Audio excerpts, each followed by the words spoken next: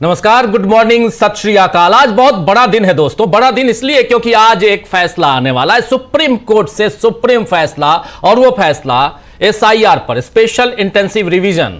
Special intensive revision जो है ये किसके लिए? ये आपके वोटर कार्ड के लिए, वोटर आईडी के लिए, या वोटर लिस्ट में आपके नाम के लिए। और इस पर क्या एसआईआर जो है वो वैधानिक है, गैर कानूनी है, या वो सही है? सुप्रीम कोर्ट में इसको लेकर एक याचिका लगाई गई, और यह याचिका तब लगाई गई थी जब बिहार में चुनाव से पहले आनन फानन में मई में 25 मई को यह घोषणा कर दी गई कि 25 नहीं 24 मई को नोटिफिकेशन आता है और 25 मई से एसआईआर की प्रक्रिया शुरू हो जाती है। और कहा जाता है कि अब जल्दी से जल्दी यहां पर यह देखा जाएगा कि कौन ओरिजिनल यहां के निवासी हैं, कौन नहीं है। जो नहीं है उनको घुसपैठिया करार दिया जाएगा, उनको बाहर खदेड़ा जाएगा। और इसके बाद आनन फानन में वहां जो कुछ हुआ उसको तो आप लोगों ने देखा। लेकिन एक लंबी लड़ाई चली सुप्रीम कोर्ट में, और लंबी लड़ाई में यह कहा गया, यह पूछा गया कि आखिर क्या यहां सुप्रीम कोर्ट यह बताएगा कि यह एसआईआर की प्रक्रिया जो है वो सही है, ये वैधानिक है, संवैधानिक तौर पर यह सही है या गलत है। अगर सही है तो फिर यानी इस पूरी प्रक्रिया को ही इस चुनौती दी गई, चुनौती पेश की गई। इसीलिए यहां पर यह बहुत इंपॉर्टेंट हो जाता है कि क्या आज जो फैसला आएगा। एक 2 जजों की बेंच ने इस पूरे प्रक्रिया को सुना था। 2 जजों की बेंच में से एक जज खुद सीजेआई यानी चीफ जस्टिस ऑफ इंडिया यानी जस्टिस सूर्यकांत, और दूसरे जस्टिस बागची, जॉय माल्या बागची, ये दोनों जजों की बेंच ने इस पूरी प्रक्रिया की सुनवाई की। और सुनवाई के बाद इस फैसले को सुरक्षित रख लिया गया था। लंबा वक्त गुजर गया, बिहार का चुनाव निकल गया, बिहार के बाद 5 राज्यों के और चुनाव हो गए, यानी पश्चिम बंगाल का चुनाव, असम का चुनाव, तमिलनाडु, केरल और पुदुचेरी, इन 5 राज्यों के चुनाव हो गए। और इन 5 राज्यों सहित तमाम अन्य राज्यों में भी एसआईआर करवा दिए गए। इसमें असम को छोड़कर, असम में एसआईआर नहीं बल्कि आईआर करवाया गया वहां पर। लेकिन सवाल यह आता है कि क्या यह प्रक्रिया वैधानिक है, संवैधानिक तौर पर यह सही है या गलत है? इसमें बहुत सारे इफ्स एंड बट्स हैं। लेकिन आज ये मजेदार हो जाता है कि क्या ये प्रक्रिया जो है संवैधानिक या गैर संवैधानिक घोषित होता है, या इसको बड़ी बेंच की तरफ भी भेजा जा सकता है। बहुत कुछ है। हमारे साथी अमलेंदु उपाध्याय जी हमारे साथ जुड़े हुए हैं। अमलेंदु जी, आपका स्वागत है इस कार्यक्रम में। लगातार हम लोगों ने इस पूरी प्रक्रिया को कवर किया है। क्या कुछ कहेंगे आप, क्या कुछ रहा था उस समय, जरा ये बताइए। और कब इस पर पहले नंबर पर है ये केस, फैसला आना है, जैसे फैसला सुना है वहां ऑर्डर होगा, फैसला आएगा, हम आप तक पहुंचाएंगे। लेकिन अभी तक क्या कुछ हुआ ये बताइए इस प्रक्रिया में। राजीव जी, एक तो फैसला सुरक्षित रख लिया था justice Suryakant, justice Joy Mallya Bagchi की बेंच ने, तो उसको आज सुनाएंगे उस फैसले को क्या है। ये बिहार से संबंधित था। सबसे पहले बिहार में एसआईआर की घोषणा की गई थी चुनाव आयोग द्वारा 24 जून को, और 24 जून को, सही जून को। और उसके बाद फिर मामला पहुंचा था सुप्रीम कोर्ट, और उस समय जॉय माल्या बागची और जस्टिस सुभाष धूलिया उनकी बेंच थी। और जस्टिस सुभाष धूलिया जो थे उन्होंने इस पर काफ़ी सवाल उठाए थे, और फिर उस समय उन्होंने इसको बड़ी बेंच को रेफ़र कर दिया है। बड़ी बेंच को जब गया तो जस्टिस सूर्यकांत और जस्टिस जॉय माल्या बागची की बेंच जो है उसको देख रही है। और उस समय फिर ये तमाम दलीलें दी गई। जो महत्वपूर्ण दलील थी वो ये थी कि एक तो जो लाल बाबू हुसैन मामला है उसमें सुप्रीम कोर्ट की 3 जजों की खंडपीठ ये फैसला सुना चुकी है कि ये मतदाता के ऊपर नहीं है कि वो साबित करे कि वो भारत का नागरिक है कि नहीं है।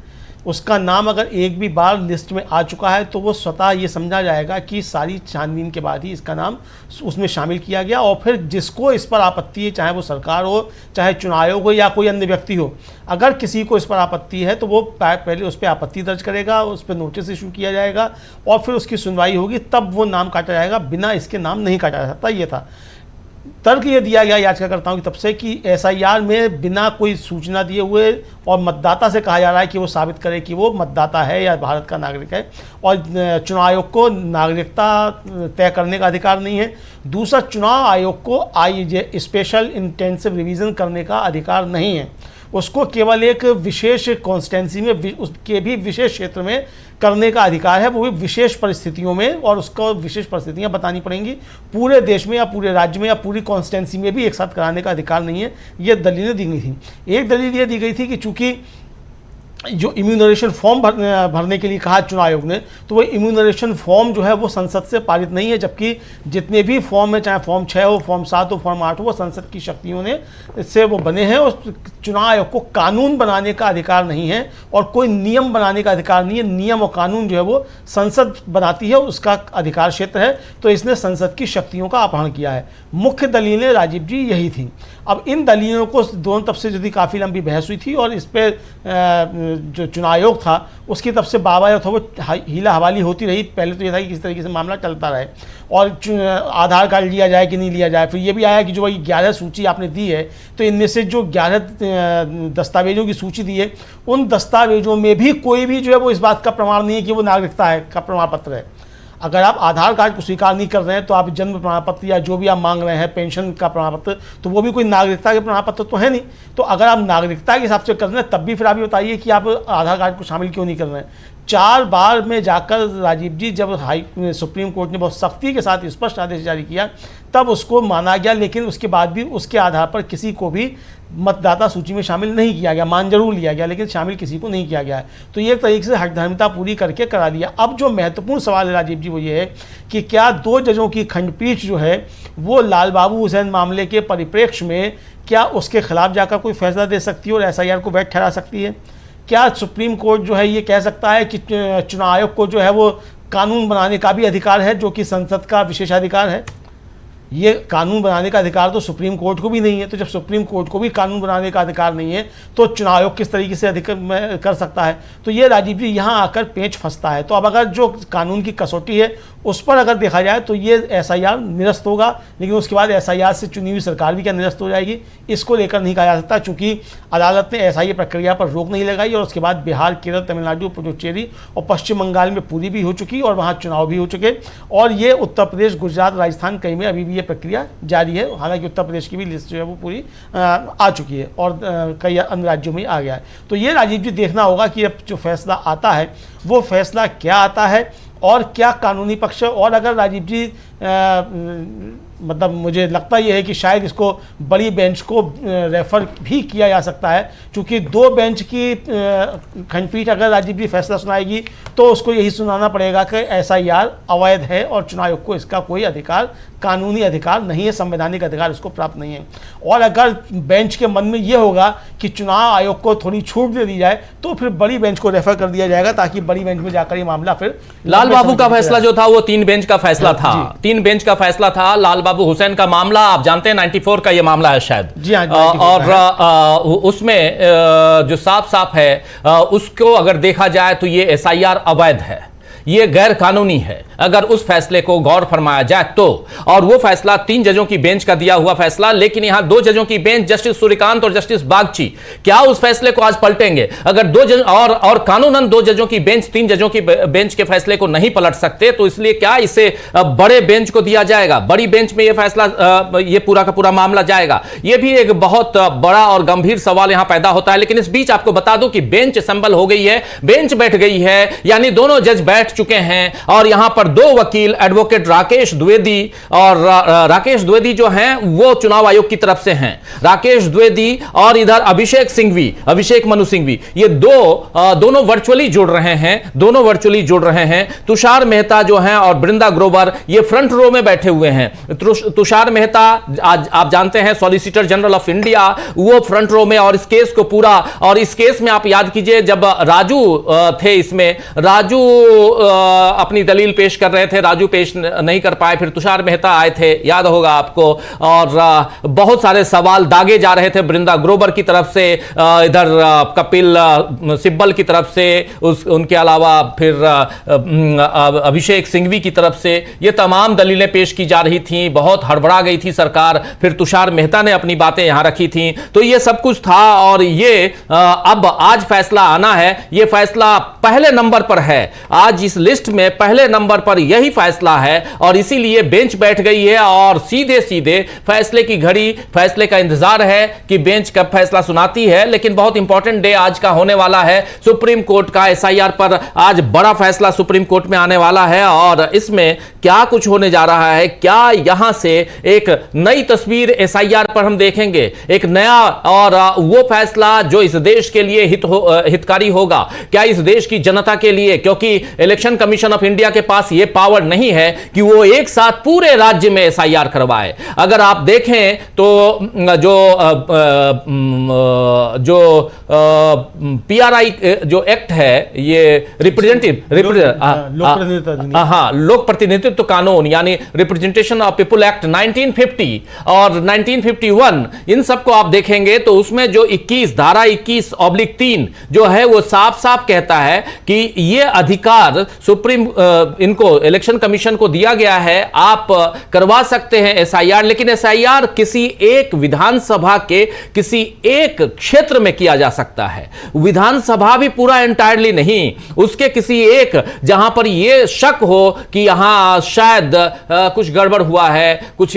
लेकिन दूसरी चीज एक इंपॉर्टेंट यहां हो जाती है जो अभी अमलेंदु जी बता रहे थे कि और वो भी लाल बाबू हुसैन के फैसले के बाद कि किसी का नाम ऐसे नहीं काट सकते, आप किसी का नाम बिल्कुल छू मंतर नहीं कर सकते कि नहीं जी आज से आप। और यहां हुआ क्या, एसआईआर की घोषणा के साथ साथ आपका नाम, आप जीरो हो गए, जितनी पूरी लिस्ट जीरो हो गई, शून्य हो गई, यानी वो लिस्ट अब एग्जिस्ट नहीं कर रही है जैसे ही एसआईआर की घोषणा हुई जिस राज्य में। अब इसके बाद आपको नाम जुड़वाना है, लेकिन कानून यह कहता है कि आपका नाम अगर एक बार जुड़ गया है तो दोबारा आपका नाम नहीं कटेगा।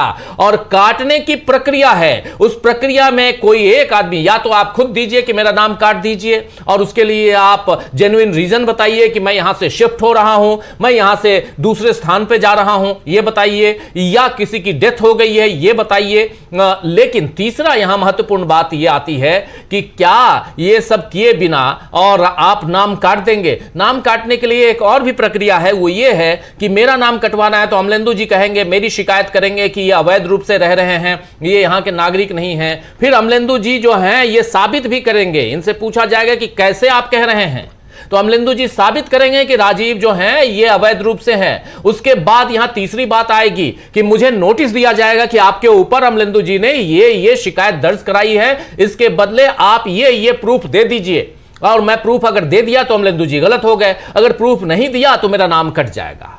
और उसके लिए भी 3 लोगों की कमीशन, वो ऐसा नहीं कि फटाफट कर देंगे, ये सारी प्रक्रिया है। इस प्रक्रिया के बाद किसी का नाम कटता है। लेकिन हुआ क्या, हुआ ये कि आपका मेरा सबका नाम, जहां जहां एसआईआर सबके नाम खत्म, अब आपको नाम जुड़वाना है। यहां तो पहले था कि हर वोटर, कोई वोटर छूटे नहीं, कोई मतदाता छूटे नहीं, यही तो इलेक्शन कमीशन कहता था। लेकिन अब यहां है कि सब मतदाता को बाहर कर दो, अपने हिसाब से मतदाता चुन के ले आओ और उसके बाद वोट करवा दो और पश्चिम बंगाल में सरकार बना लो, असम में सरकार बना लो, बिहार में सरकार बनवा लो। यही तो है, बिहार से इसकी शुरुआत होती है। 25 जून से 24 जून को नोटिफिकेशन, 25 जून से काउंटिंग, इसकी एसआईआर की शुरुआत हो जाती है और जुलाई के फर्स्ट वीक में 8 जुलाई को पहली हियरिंग होती है सुप्रीम कोर्ट में। और आज तारीख कितनी है याद है आपको, आज 27 मई 2026 है, 26 है, 27 मई 2026।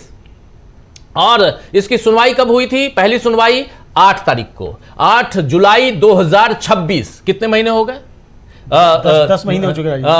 उधर 4 महीने, 5 महीने उधर और इधर 5 महीने, 10 महीने। जी हां, 10 महीने से ज्यादा, 11वां महीना चल रहा है। और 11 महीने में कितने राज्यों में हो गए एसआईआर? बिहार में करवा लिए, ये हो सकता था कि चलिए बिहार में करवाए हैं और ये संवैधानिक है या गैर संवैधानिक है, लीगल है या इलीगल है, ये पूरा का पूरा प्रोसेस। इसीलिए अभी एसआईआर की आप घोषणा मत कीजिए, किसी राज्य में आप एसआईआर नहीं करवाएंगे, चूंकि मामला जो है वो प्रीजुडिस है, लेकिन अंडर जुडिडिक्शन है, माफी चाहूंगा, अंडर जुडिडिक्शन है, इस पर फैसला आना बाकी है। लेकिन होता क्या है, अब आप देखिए एक बात बहुत मजेदार है, कहीं आप सड़क बनवाते हैं, सड़क के बीच में कोई घर है, उसको तोड़ना है, वो घर वाला जो है चला जाता है कोर्ट में, कोर्ट स्टे दे देता है कि नहीं जी आप अभी इस पर जब तक फैसला नहीं आएगा आप रोड नहीं बनाएंगे। होता यही है। बिल्कुल राजीव जी, मैं जिस रास्ते से आता हूँ उस रास्ते पे 150 मीटर ज़मीन जो है वो एक कंपनी की है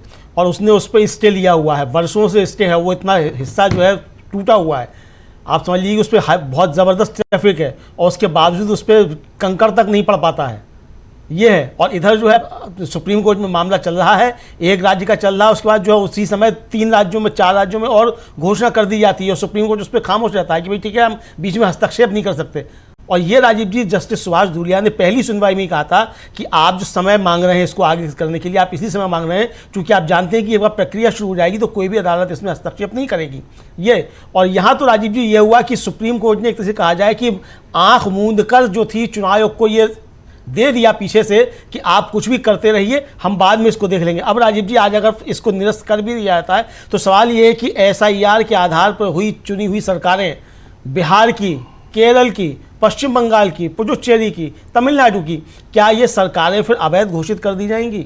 सबसे महत्वपूर्ण सवाल तो राजीव जी 2 राज्यों के लिए, खासतौर से तमिलनाडु और पश्चिम बंगाल के लिए, जहां ये लगभग 1 करोड़ लोगों के नाम काटे गए और हार जीत का अंतर जो है राजीव जी वो काफ़ी कम है। तो ऐसे में क्या फिर ये चुनाव रद्द कर दिए जाएंगे, ये सवाल उठता है। तो ये राजीव जी एक तरह से कहा जाए सुप्रीम कोर्ट ने पिछले दरवाजे से चुनाव आयोग को एक रास्ता दिया कि आपको जो करना करते रहिए, हम कानून पे बाद में करते रहेंगे, जिस पे राजीव जी बाद में बहस हुई इसकी कानूनी क्या है क्या नहीं है।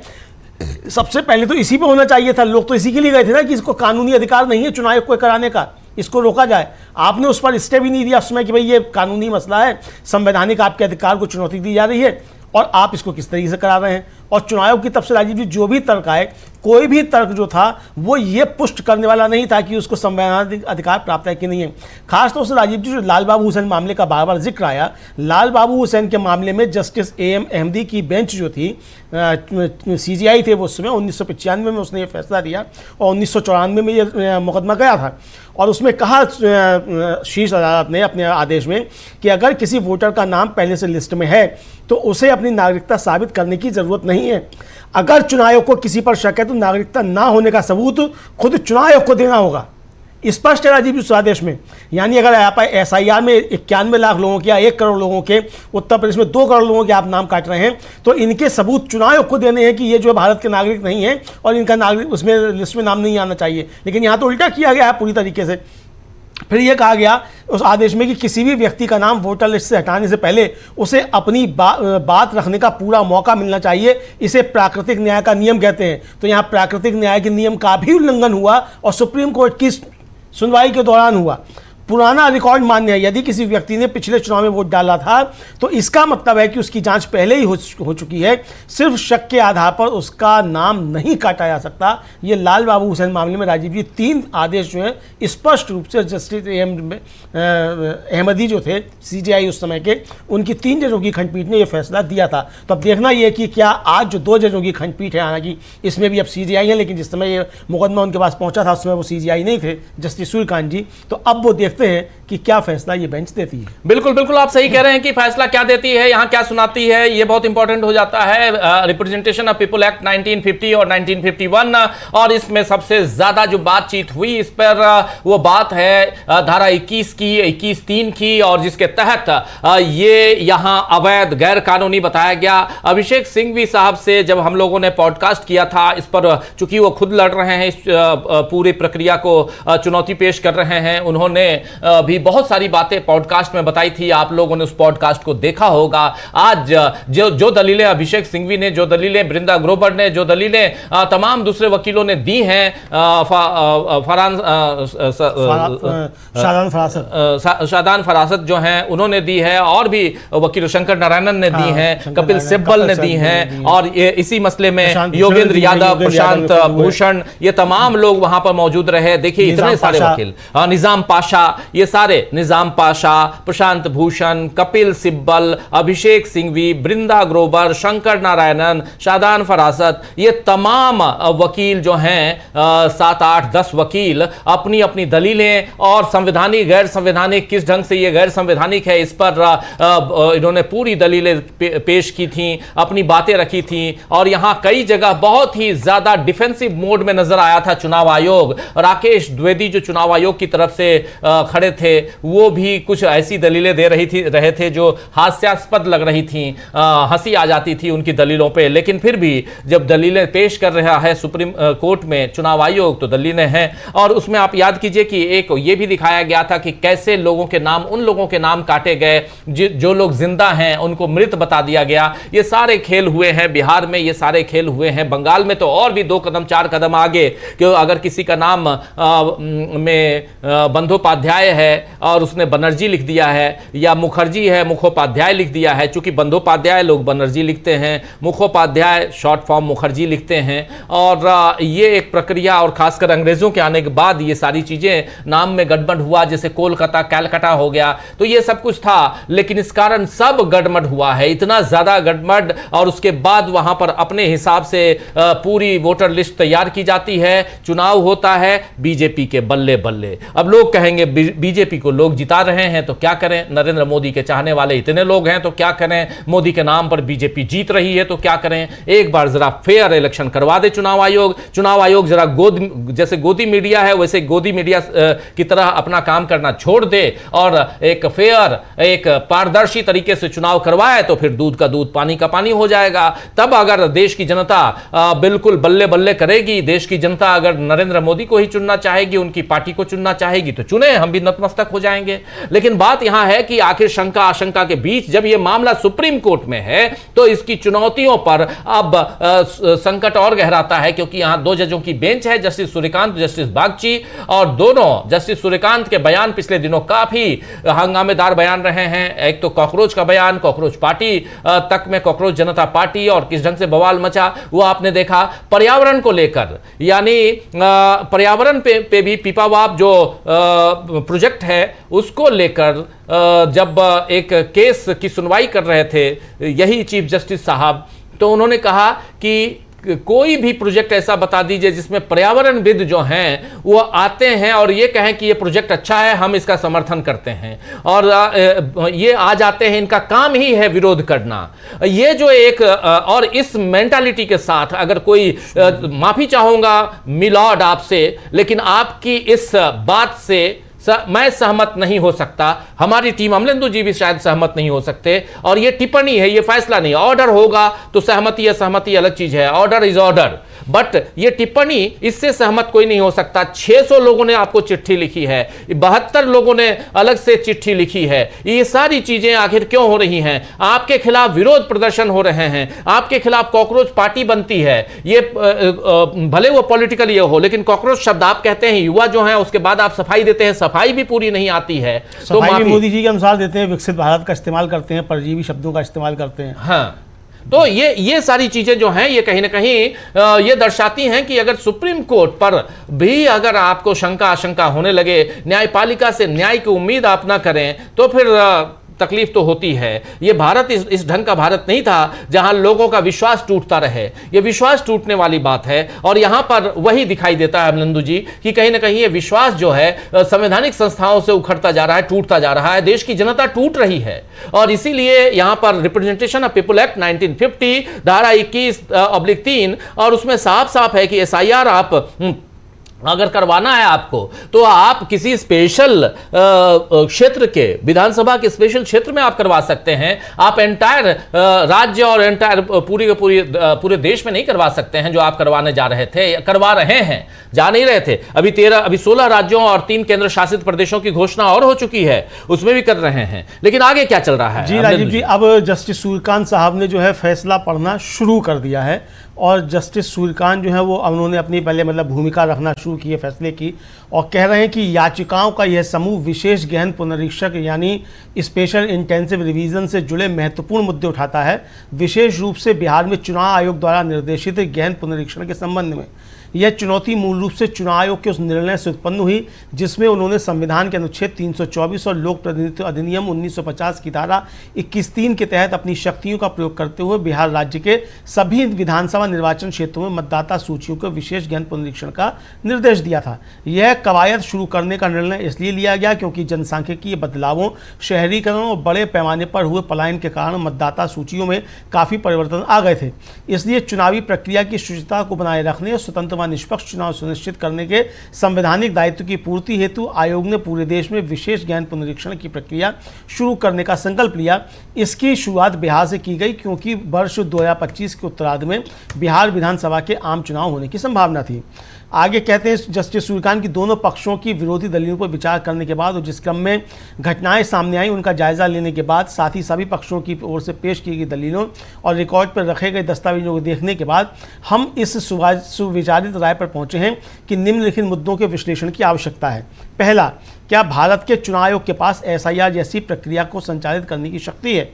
दूसरा, क्या एसआईआर के तहत की गई जांच किसी वैध उद्देश्य पर आधारित है और यदि हाँ तो क्या चुनाव आयोग द्वारा अपनाए गए उपाय उन लक्ष्यों के अनुपात में हैं जिन्हें प्राप्त करने का प्रयास किया जा रहा है? तीसरा, क्या एसआईआर के तहत जांच करने में चुनाव आयोग द्वारा अपनाई गई प्रक्रिया लोक प्रतिनिधित्व अधिनियम 1950 के प्रावधानों के विपरीत है या उनका उल्लंघन करती है? जी जी जी बिल्कुल। मुख्य न्यायाधीश सूर्यकांत यानी chief justice of India justice Suryakant कह रहे हैं कि याचिकाओं के इस समूह में याचिकाएं बहुत लगाई गई थी। याचिकाओं के इस समूह में विशेष गहन पुनरीक्षण से संबंधित महत्वपूर्ण मुद्दे उठाए गए हैं। विशेष रूप से बिहार में चुनाव आयोग द्वारा निर्देशित गहन पुनरीक्षण से यह चुनौती मूल रूप से संविधान के अनुच्छेद 324 और लोक प्रतिनिधित्व अधिनियम यानी रिप्रेजेंटेशन ऑफ पीपल एक्ट 1950 की धारा 21(3) जिसका जिक्र भी कर रहे थे हम लोग के तहत प्राप्त शक्तियों का प्रयोग करते हुए चुनाव आयोग के उस निर्णय से उत्पन्न हुई है जिसमें बिहार के सभी विधानसभा क्षेत्रों में मतदाता सूचियों के विशेष गहन पुनरीक्षण यानी एसआईआर का निर्देश दिया गया था। जनसांख्यिकीय भिन्नताओं यानी वहां पर जो जनता जो पॉपुलेशन है उसकी भिन्नता, शहरीकरण और बड़े पैमाने पर प्रवासन यानी वहां से जो लोग बाहर चले गए, इसके कारण मतदाता सूचियों में पर्याप्त परिवर्तन होने के कारण यह प्रक्रिया शुरू करने का निर्णय लिया गया था। ये लिख रहे हैं, इस ऑर्डर में बता रहे हैं। इसीलिए चुनावी प्रक्रिया की अखंडता की रक्षा करने और स्वतंत्र एवं निष्पक्ष जी हां चुनाव सुनिश्चित करने के संवैधानिक दायित्व का पालन करते हुए चुनाव आयोग ने बिहार से शुरू करते हुए राष्ट्रव्यापी विशेष पुनरीक्षण करने का संकल्प लिया क्योंकि बिहार विधानसभा के आम चुनाव 2025 के अंत में होने की संभावना थी। मुख्य न्यायाधीश ने इसके आगे कहा कि दोनों पक्षों के तर्कों पर विचार करने और घटनाक्रमों का अवलोकन करने के बाद दोनों पक्षों की तरफ से प्रस्तुत दलीलों और रिकॉर्ड पर मौजूद सामग्री के आधार पर हम इस निष्कर्ष पर पहुंचे हैं कि निम्नलिखित मुद्दों का विश्लेषण आवश्यक है। पहला, क्या भारत का चुनाव आयोग जो है उसके पास एसआईआर जैसी प्रक्रिया संचालित करने का अधिकार है? यह सवाल है। दूसरा, क्या एसआईआर के तहत जांच एक वैध उद्देश्य पर आधारित है? अगर हां तो ये क्या निर्वाचन आयोग द्वारा अपनाए गए उपाय लक्षित उद्देश्यों के अनुपात में है? तीसरा, क्या एसआईआर के तहत जांच करने के निर्वाचन आयोग द्वारा अपनाई गई प्रक्रिया लोक प्रतिनिधित्व अधिनियम 1950 के प्रावधानों के विपरीत है या उल्लंघन में है?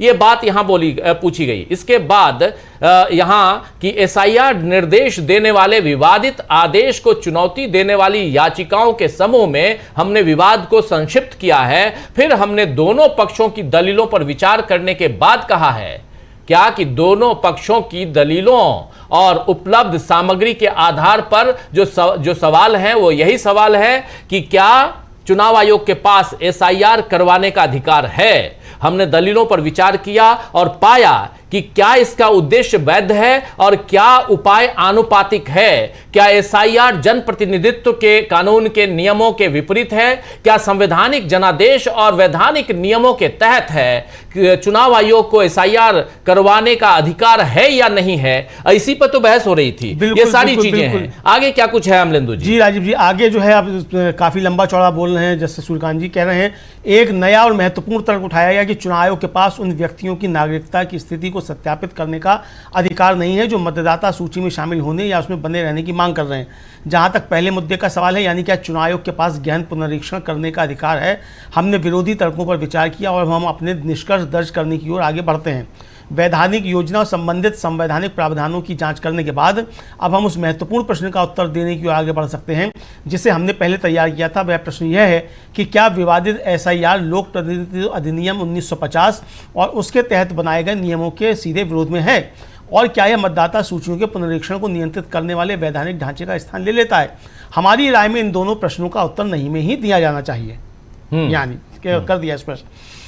सेक्शन 21(3) से मिली शक्ति का मकसद साफ तौर पर खास हालत में काम करना है और यह संसद द्वारा चुनावी प्रक्रिया पर असर डालने वाली खास जरूरतों के लिए बनाया गया एक खास कानूनी तरीका है। सेक्शन 21(3) के तहत सोची गई कार्यवाही सेक्शन 21(2) और रूल 25 के तहत सोचे गए आम संशोधन के तरीके से काफ़ी अलग है। जब कानून खुद ही किसी समय कारण लिखकर जिस भी तरीके से चुनाव आयोग ठीक समझे एक खास संशोधन की इजाज़त देता है, तो जिस कार्रवाई पर सवाल उठाया गया उसे सिर्फ इसलिए गलत नहीं ठहराया जा सकता कि वह आम संशोधन के लिए तय किए गए आम तरीकों के हर पहलू के मुताबिक नहीं है। हमारी सोची समझी राय में जिस SIR पर सवाल उठाया गया है वह representative of the people act और नियमों की जगह नहीं लेता, बल्कि ये सेक्शन 21(3) द्वारा तय की गई कानूनी सीमाओं के अंतर्गत आर्टिकल 324 के तहत मिले संवैधानिक आदेश को जिंदा करता है। इसलिए यह नहीं कहा जा सकता कि आयोग ने अपनी कानूनी शक्तियों से ज़्यादा काम किया है। हम इस बात पर भी पूरी तरह से संतुष्ट हैं कि SIR के जरिए जिस उद्देश्य को हासिल करने की कोशिश की जा रही है उसका सीधा संबंध स्वतंत्र और निष्पक्ष चुनावों के संवैधानिक लक्ष्य से है। स्वतंत्र और निष्पक्ष चुनाव से वोट डालने की प्रक्रिया पर ही निर्भर नहीं होते हैं, वे मूल रूप से मतदाता सूचियों की सत्यनिष्ठा, सटीकता और विश्वसनीयता पर निर्भर करते हैं, जो लोकतांत्रिक प्रक्रिया की नींव है। चुनाव आयोग की भाषा में ही आ रहे हैं सब चीज़ राजीव जी। आयोग द्वारा दर्ज किए गए कारण यानी पिछली गहन समीक्षा के बाद से 4 दशकों से ज़्यादा का समय बीत जाना, इन बड़े वर्षों में बड़े पैमाने पर नाम जोड़ना हटाना, तेजी से शहरीकरण, पलायन और उसके परिणामस्वरूप मतदाता सूचियों में नामों के दोहराव गलतियों की संभावना स्पष्ट रूप से उसी बुनियादी सत्यनिष्ठा को बनाए रखने की दिशा में निर्देशित हैं। हम इस निष्कर्ष पर नहीं पहुंच सकते कि यह विवादित प्रक्रिया सिर्फ प्रशासनिक सुविधा के लिए अपनाई गई है। इसके विपरीत हमारा मानना है कि चुनावी SIR स्वतंत्र और निष्पक्ष चुनावों की संवैधानिक अनिवार्यता को आगे बढ़ाता है। दूसरे मुद्दे पर यानी क्या चुनावी SIR किसी वैध उद्देश्य पर आधारित है और क्या चुनाव आयोग द्वारा अपनाए गए उपाय आनुपातिकता की शर्त को पूरा करते हैं, अब हम इस मामले की जांच करेंगे। तो ये साफ साफ यहाँ समझ में आ रहा है कि चुनाव आयोग को यहाँ हरी झंडी दी जा रही है, ये दिखाई दे रहा है। बिल्कुल ये कह सकते हैं। और मुख्य न्यायाधीश ऑर्डर पढ़ रहे हैं, अपनी बातें यहाँ अपनी उन दलीलों के आधार पर अपनी बात यहाँ रख रहे हैं, यानी फैसला सुना रहे हैं। और फैसले में साफ दिखाई दे रहा है कि ये मामला जो है वो किस दिशा में जा रहा है वो साफ दिखता है। यानी जस्टिस सूर्यकांत जो कह रहे हैं, जरा आपको दोहराता हूं, कह रहे हैं कि एक नया और महत्वपूर्ण तर्क उठाया गया कि चुनाव आयोग मतदाता सूची में शामिल होने या अपना नाम बनाए रखने के इच्छुक व्यक्तियों की नागरिकता की स्थिति सत्यापित करने के लिए अधिकृत नहीं है। ये कह रहे हैं एक नया और महत्वपूर्ण तर्क उठाया गया दलील पेश करने वाले यानी याचिकाकर्ताओं की तरफ से कि चुनाव आयोग जो है वो ये कर रहा है कि लिस्ट में नाम शामिल करने के लिए इच्छुक व्यक्तियों की नागरिकता की स्थिति स्थापित करने के लिए अधिकृत नहीं है। ये उठाया गया, ये कह रहे हैं।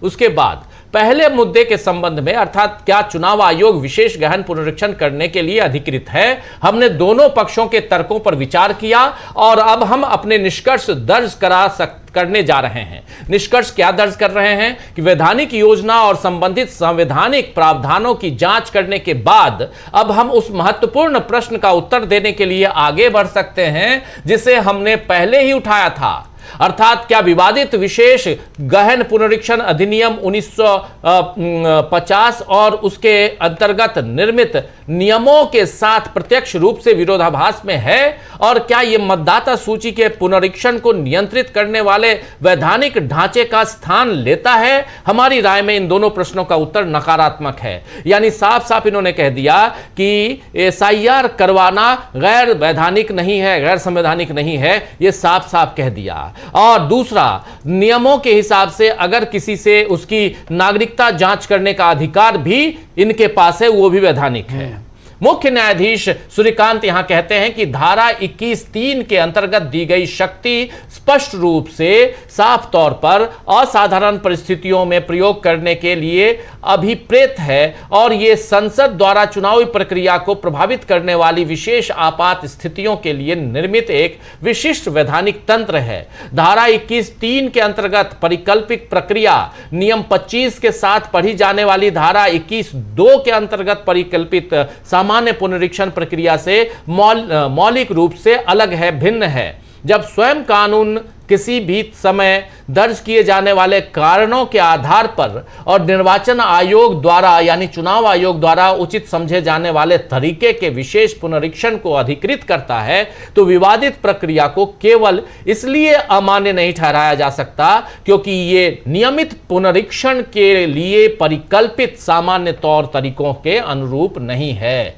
और कह रहे हैं कि हमारी राय में विवादित विशेष पुनरीक्षण लोक प्रतिनिधित्व अधिनियम और नियमों का स्थान नहीं लेता है और बल्कि यह धारा 21(3) द्वारा प्रदान की गई सटीक वैधानिक सीमाओं के भीतर अनुच्छेद 321 यानी संविधान की धारा संविधान का आर्टिकल 324 के तहत 324 के तहत संवैधानिक जनादेश को सक्रिय करता है। इसीलिए यह नहीं कहा जा सकता कि चुनाव आयोग ने अपनी वैधानिक शक्तियों का उल्लंघन किया है। मुख्य चुनाव आयुक्त सूर्यकांत आगे कहते हैं कि हम इस बात से पूरी तरह संतुष्ट हैं।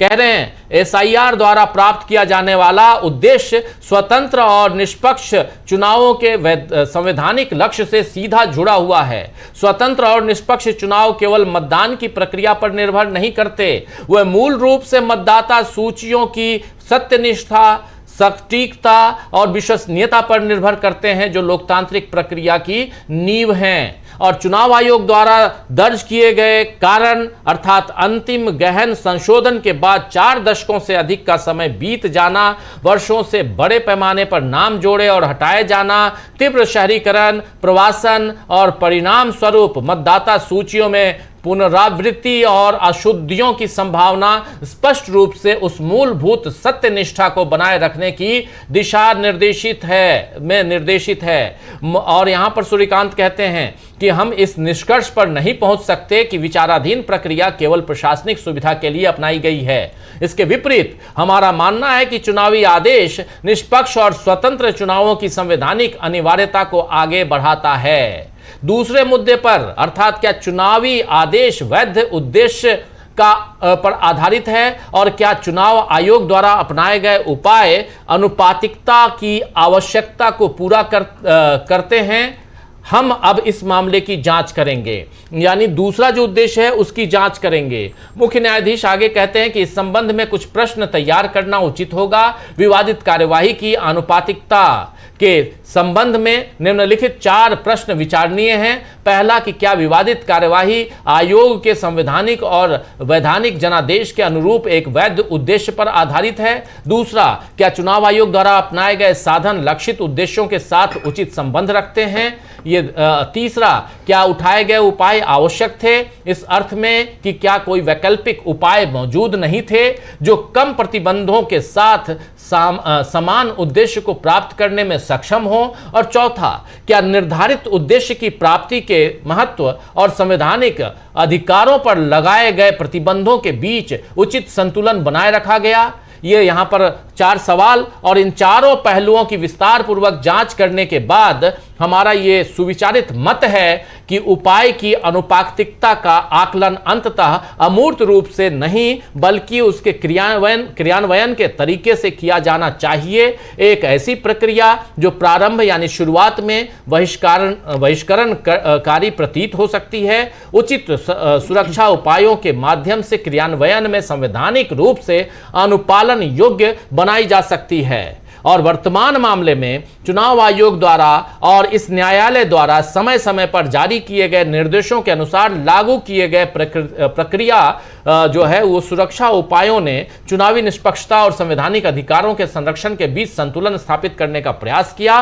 अंततः अपनाई गई प्रक्रिया में भागीदारी, सुधार और निवारण के लिए कई रास्ते उपलब्ध कराए गए और अतः हम संतुष्ट हैं कि विचाराधीन प्रक्रिया आनुपातिकता की आवश्यकताओं को पूरा करती हैं, अपनाए गए उपाय लक्षित उद्देश्यों से उचित रूप से जुड़े हुए हैं, स्पष्ट रूप से अत्यधिक नहीं हैं और मनमानी रूप से बहिष्करण को रोकने के लिए पर्याप्त प्रक्रियात्मक सुरक्षा उपायों से युक्त हैं। और उपरोक्त विश्लेषण के आलोक में, जितना विश्लेषण किया है जो ऑर्डर में बता रहे हैं, उसके आलोक में हम मानते हैं उसको ध्यान में रखते हुए हम मानते हैं कि विचाराधीन प्रक्रिया एक वैध और संवैधानिक रूप से आधारित उद्देश्य पर केंद्रित थी, अर्थात मतदाता सूचियों की सटीकता, पूर्णता और अखंडता की बहाली। हम ये भी मानते हैं कि हल की जाने वाली समस्या की प्रकृति, की गई प्रक्रिया के पैमाने और इसके कार्यान्वयन के दौरान शामिल किए गए प्रक्रियात्मक सुरक्षा उपायों को ध्यान में रखते हुए चुनाव आयोग द्वारा अपनाए गए उपायों को लक्षित उद्देश्य के अनुपातहीन नहीं कहा जा सकता। यहां पर साफ साफ कह रहे हैं, यानी क्लीन चिट है। बिल्कुल बिल्कुल राजीव, क्लीन चिट है, एकदम क्लीन चिट दी है। और ये भी कह रहे हैं कि हम आगे यह भी मानते हैं कि जिस समस्या को हल करने की कोशिश की गई है उसकी प्रकृति को देखते हुए इस प्रक्रिया का पैमाना और इसे लागू करते समय किए गए प्रक्रियात्मक सुरक्षा उपाय, इन सभी बातों को ध्यान में रखते हुए आयोग द्वारा अपनाए गए तरीकों को उस उद्देश्य के अनुपात में ही माना जाना चाहिए जिसे हासिल करने की कोशिश की गई है। जैसा कि पहले बताया गया, याचिकाकर्ताओं द्वारा उठाए गए मुख्य आपत्तियां मूल रूप से 3 थीं।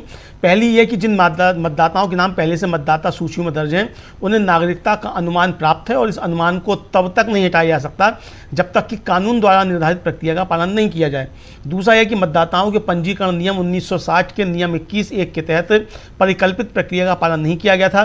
तीसरा यह कि मतदाताओं की गणना के लिए आयोग द्वारा निर्धारित आधार विशेष रूप से पहले स्वीकार किए गए दस्तावेजों को बाहर रखना मनमाना था और इसका कोई औचित्य नहीं था। इन दलीलों का विश्लेषण करते हुए हमने इस न्यायालय के लाल बाबू हुसैन मामले में दिए गए फैसले पर भी विस्तार से विचार किया है। इस विचार विमर्श के बाद हम इस दलील को स्वीकार करने में असमर्थ हैं कि किसी गहन सत्यापन प्रक्रिया को शुरू करने से ही सबूत के आवश्यक मानक में कोई बदलाव आ जाता है जो कानून की नज़र में अनुमेय ना हो। ऐसी प्रक्रिया के दौरान मतदाताओं से सहायक दस्तावेज या सामग्री प्रस्तुत करने के लिए कहना उस पूर्व धारणा का खंडन करना नहीं माना जा सकता, बल्कि उस प्रक्रियात्मक तंत्र को दर्शाता है जिसके माध्यम से आयोग मौजूदा प्रविष्टियों की पुष्टि करना चाहता है या जहां आवश्यक हो उनमें सुधार करना चाहता है। यह पूर्व धारणा बनी रहती है लेकिन इस सत्यापन की संभावना को समाप्त नहीं करती। यह भी महत्वपूर्ण है कि लाल बाबू हुसैन मामले में इस न्यायालय ने यह नहीं माना था कि मतदाता सूची में दर्ज किसी प्रविष्टि से जुड़ी पूर्व धारणा अखंडनीय होती है। इसके विपरीत ऐसी पूर्व धारणा को मान्यता देने का अर्थ ही यह है कि यह उचित और समुचित जांच के आधार पर इसे बदला या हटाया जा सकता है। यानी 2 जनों की खंडपीठ ने 3 जनों की खंडपीठ के फैसले को बदल दिया राजीव जी, जो कि अभी थोड़े दिनों पहले जो था वो जस्टिस नागरत्ना, जस्टिस उज्जवल भुइयां की खंडपीठ ने एक मामले में टिप्पणी की थी। इस फैसले में जिस बात पर जोर दिया गया था वह यह थी कि ऐसी पूर्व धारणा को हटाने या बदलने की प्रक्रिया में प्रक्रियात्मक निष्पक्षता का पालन होना चाहिए। यह फैसला ऐसी किसी प्रक्रिया के अस्तित्व को पूरी तरह से समाप्त नहीं करता है। यह भी महत्वपूर्ण है कि लाल बाबू हुसैन मामले में इस न्यायालय ने यह नहीं माना था कि मतदाता सूची में किसी प्रविष्टि से जुड़ा अनुमान अकाट्य होता है। इसके विपरीत ऐसे अनुमान को मान्यता देने का ही यह निहितार्थ है कि उचित और समुचित जाँच के आधार पर इसे बदला जा सकता है। इस निर्णय में जिस बात पर जोर दिया गया था वह यह था कि इस तरह के बदलाव की प्रक्रिया में प्रक्रियात्मक निष्पक्षता की आवश्यकता यह ऐसी किसी प्रक्रिया के अस्तित्व को पूरी तरह से समाप्त नहीं करती है।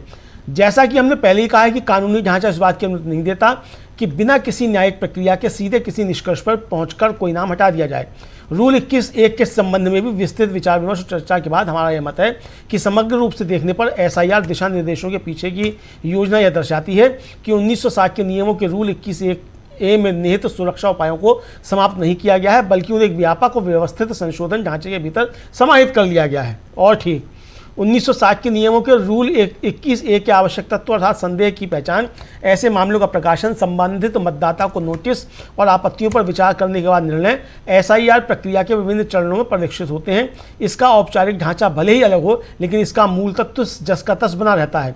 विशेष रूप से रूल 21(1) में जिस तरह से किसी नाम को हटाने की प्रक्रिया को एक अलग किसी खास घटना से जुड़ी प्रक्रिया के तौर पर देखा गया है, SIR के फ्रेमवर्क के तहत उसे कई अलग अलग चरणों में बांटा गया है। इसकी शुरुआत नामों की गिनती से होती है, उसके बाद नामों की ड्राफ्ट लिस्ट जारी की जाती है और आखिर में दावों आपत्तियों पर सुनवाई की प्रक्रिया पूरी होती है।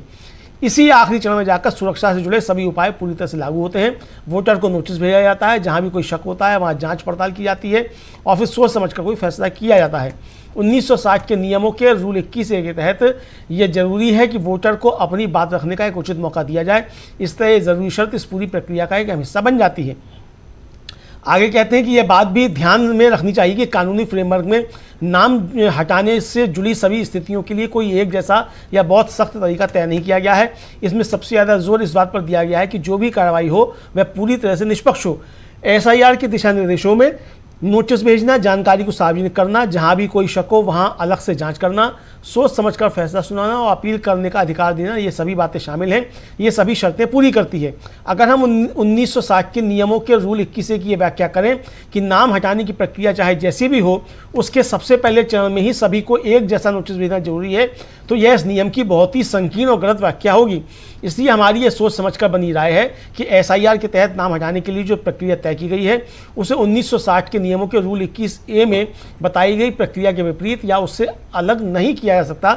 नोटिस भेजने, सुनवाई करने जैसे सुरक्षा से जुड़े उपाय असल में पूरी तरह से सुरक्षित हैं और नाम हटाने की यह प्रक्रिया पूरी तरह कानूनी दायरे के अंदर ही रहती है। हमने आयोग द्वारा निर्धारित दस्तावेजीकरण व्यवस्था के संबंध में उठाई गई चुनौती पर भी गंभीरतापूर्वक विचार किया है। यह चुनौती मूल रूप से केवल निर्धारित दस्तावेजों की प्रकृति पर ही नहीं, बल्कि गहन सत्यापन प्रक्रिया के हिस्से के रूप में दस्तावेजीकरण का ढांचा तैयार करने के आयोग के अधिकार पर केंद्रित है। हम इस तर्क को स्वीकार करने में असमर्थ हैं कि वर्तमान मामले के तथ्यों को देखते हुए ऐसी व्यवस्था का निर्धारण मनमाना है या उसका कोई तार्किक आधार नहीं है। किसी भी सत्यापन प्रक्रिया के लिए एक सुव्यवस्थित ढांचे का होना अनिवार्य है। इस संदर्भ में दस्तावेजों का एक समूह निर्धारित करने का उद्देश्य प्रशासनिक एकरूपता और साक्ष्य की विश्वसनीयता सुनिश्चित करना है। सत्यापन प्रक्रिया को पूरी तरह से बिना किसी दिशा निर्देश के या केवल व्यक्तिगत विवेक पर छोड़ देना ना तो व्यवहारिक है, ना ही वांछनीय है। यह सच है कि मतदाताओं के पंजीकरण नियम 1960 के तहत निर्धारित फॉर्म 6 दस्तावेजों का एक ढांचा तय करता है। हालांकि यह ढांचा जनप्रतिनिधित्व अधिनियम की धारा 21(2) के तहत सोची गई संशोधन प्रक्रिया के हिसाब से बनाया गया है और हो सकता है कि हर स्थिति में यह मौजूदा प्रकृति के किसी भी काम पर यानी धारा 21(3) के तहत SIR पर हूबहू लागू ना हो पाए। इसलिए आयोग के पास कुछ हद तक ऐसी बची हुई शक्ति होती है जिससे वह किसी विशेष और गहन संशोधन की ज़रूरतों के हिसाब से दस्तावेजों का एक उचित ढांचा तैयार कर सके। यानी दस्तावेजों को तैयार करने की भी जो है शक्ति दे दी गई है चुनाव आयोग को। अब संसद की कोई ज़रूरत नहीं है। हालांकि ऐसी शक्ति असीमित नहीं होती। ऐसा ढांचा बनाते समय आयोग को मौजूदा कानूनी व्यवस्था का ध्यान रखना चाहिए और उससे कोई भी विचलन होने पर उसका एक तार्किक संबंध उन लक्ष्यों से होना चाहिए जिन्हें हासिल करने की कोशिश की जा रही है। इसलिए दस्तावेजों की व्यवस्था बनाते समय एक संतुलित दृष्टिकोण अपनाना चाहिए। इसके लिए कानूनी ढांचे से मदद लेनी चाहिए और जहां ज़रूरी हो वहां उसमें बदलाव भी करना चाहिए ताकि मतदाता सूचियों की सटीकता और विश्वसनीयता सुनिश्चित करने का उद्देश्य प्रभावी ढंग से पूरा हो सके। मौजूदा मामले में दस्तावेजों के ढांचे के विकास से पता चलता है कि दस्तावेजों की जो सूची दी गई है वह उन चीज़ों का संकेत है जो आमतौर पर मतदाताओं के पास उपलब्ध होती हैं। पिछली प्रक्रियाओं की तुलना में सूची का विस्तार यह भी दिखाता है कि स्वीकार्य सबूतों की सीमा को सीमित करने के बजाय उसे और अधिक व्यापक बनाने की कोशिश की गई है। इसलिए यह तर्क की यह व्यवस्था किसी को बाहर करने वाली है तब तक स्वीकार नहीं है जब तक कि ऐसा कोई ठोस सबूत ना हो जिससे साबित हो सके कि निर्धारित दस्तावेज अपने स्वभाव के कारण ही लोगों की पहुंच से बाहर हैं। 1 करोड़ लोगों के नाम तमिलनाडु में बाहर हो गए, इससे समझ में नहीं आया। 90 लाख लोगों के नाम बिहार में बंगाल में बाहर हो गए, समझ में नहीं आया। 65 लाख लोगों के नाम बिहार में बाहर हो गए, समझ में नहीं आया।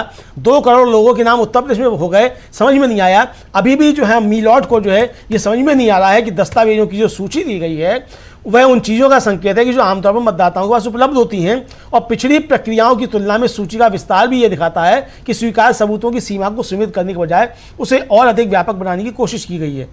यानी ये सब कुछ होने के बाद 10 करोड़ लोगों के नाम लगभग बाहर हो गए उससे 12 राज्यों में ही। और जैसा आप कह रहे हैं तर्क मतलब आदेश दे रहे हैं कि इसलिए यह तर्क की यह व्यवस्था किसी को बाहर करने वाली है तब तक स्वीकार नहीं है जब तक कि ऐसा कोई ठोस सबूत ना हो जिससे यह साबित हो सके कि निर्धारित दस्तावेज अपने स्वभाव के कारण ही लोगों की पहुंच से बाहर है। थोड़ा इसको और विस्तार से बताता हूं दोस्तों। अब फैसला जो है वो पढ़ा जा रहा है। फैसले में क्या कुछ है आपके सामने रखते हैं हम। मुख्य न्यायाधीश जस्टिस सूर्यकांत और Joy Mallya Bagchi, justice Joy Mallya Bagchi, ये 2 जजों की बेंच ने सुनवाई की। 11वां महीना चल रहा है और अब फैसले की घड़ी, फैसला सुनाया जा रहा है। फैसले में कहा गया है, पहले आप सुन चुके हैं, अमलेंदु जी ने बहुत सारी बातें बताई, और यहां कहा जा रहा है कि जैसा कि पहले उल्लेख किया गया है कि याचिकाकर्ताओं द्वारा उठाई गई मुख्य आपत्तियां मूलतः 3 प्रकार की थीं। पहली आपत्ति यह थी कि जिन मतदाताओं के नाम पहले से ही मतदाता सूची में दर्ज है, उन्हें नागरिकता का अनुमानित अधिकार प्राप्त है और इस अनुमान को कानून द्वारा निर्धारित प्रक्रिया के अलावा किसी अन्य तरीके से हटाया नहीं जा सकता। दूसरा था यहां पर कि मतदाता पंजीकरण नियम 1960 के नियम की धारा 21(1) के तहत 21(1) के तहत निर्धारित प्रक्रिया का पालन नहीं किया गया था। और तीसरा कि मतदाताओं की मतगणना के लिए आयोग द्वारा निर्धारित आधार विशेष रूप से पहले से स्वीकृत दस्तावेजों को बाहर करना मनमाना और उचित औचित्य के बिना था। मुख्य न्यायाधीश साहब कह रहे हैं कि इन दलीलों का विश्लेषण करते हुए हमने लाल बाबू हुसैन मामले में इस न्यायालय के निर्णय पर भी गहन विचार किया है। इस विचार के आधार पर हम इस दलील को स्वीकार नहीं कर सकते कि गहन सत्यापन प्रक्रिया शुरू करने से ही साक्ष्य के आवश्यक मानक में कानून अस्वीकार्य परिवर्तन होता है। इस प्रक्रिया के दौरान मतदाताओं से सहायक सामग्री प्रस्तुत करने का आह्वान करना अनुमान का खंडन नहीं है, बल्कि ये उस प्रक्रियात्मक तंत्र को दर्शाता है जिसके माध्यम से आयोग मौजूदा प्रविष्टियों की पुष्टि करना या जहां आवश्यक हो उन्हें सुधारना चाहता है। अनुमान लागू रहता है, लेकिन ये सत्यापन की संभावना को नकारता नहीं है। यानी लाल बाबू हुसैन मामले में 3 जजों की बेंच का जो फैसला था, उस फैसले पर भी यहां सहमति नहीं जताई गई है 2 जजों की बेंच की तरफ से। अब यहां पर मुख्य न्यायाधीश साहब आगे बोलते हैं, बताते हैं इस ऑर्डर में, इस फैसले में, कि यह भी महत्वपूर्ण है कि लाल बाबू हुसैन मामले में इस न्यायालय ने यह नहीं माना कि मतदाता सूची में किसी प्रविष्टि से जुड़ी धारणा अकाट्य है। इसके विपरीत ऐसी धारणा की मान्यता ही यह दर्शाती है कि उचित और उपयुक्त जांच के आधार पर इसे खारिज किया जा सकता है। निर्णय यानी फैसले में इस बात पर जोर दिया गया है कि ऐसी प्रविष्टि को खारिज करने की प्रक्रिया में प्रक्रियात्मक निष्पक्षता आवश्यक है। यानी ट्रांसपेरेंसी, यहां पर पारदर्शिता, निष्पक्षता, इसकी जरूरत है। ये ऐसी प्रक्रिया के अस्तित्व को पूरी तरह से नकारता नहीं है। इसके बाद सूर्यकांत साहब कहते हैं कि जैसा कि हमने पहले ही कहा है, वैधानिक ढांचा न्यायिक प्रक्रिया के बिना सीधे निष्कर्ष पर पहुंचकर किसी नियम को हटाने का प्रावधान नहीं करता।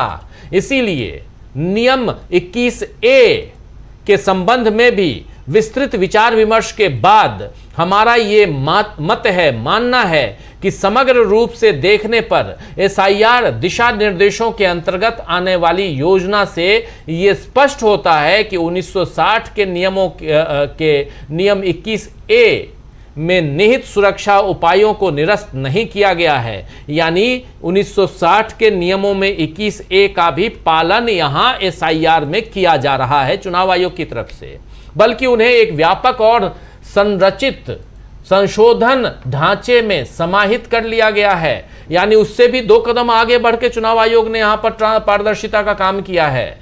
1960 के नियमों के नियम 21(a) के आवश्यक तत्व अर्थात संदेह की पहचान, ऐसे मामलों का प्रकाशन, संबंधित मतदाता को नोटिस और आपत्तियों पर विचार करने के बाद निर्णय एसआईआर प्रक्रिया के विभिन्न चरणों में परिलक्षित होते हैं। औपचारिक संरचना भिन्न हो सकती है, लेकिन मूल तत्व अपरिवर्तित रहता है।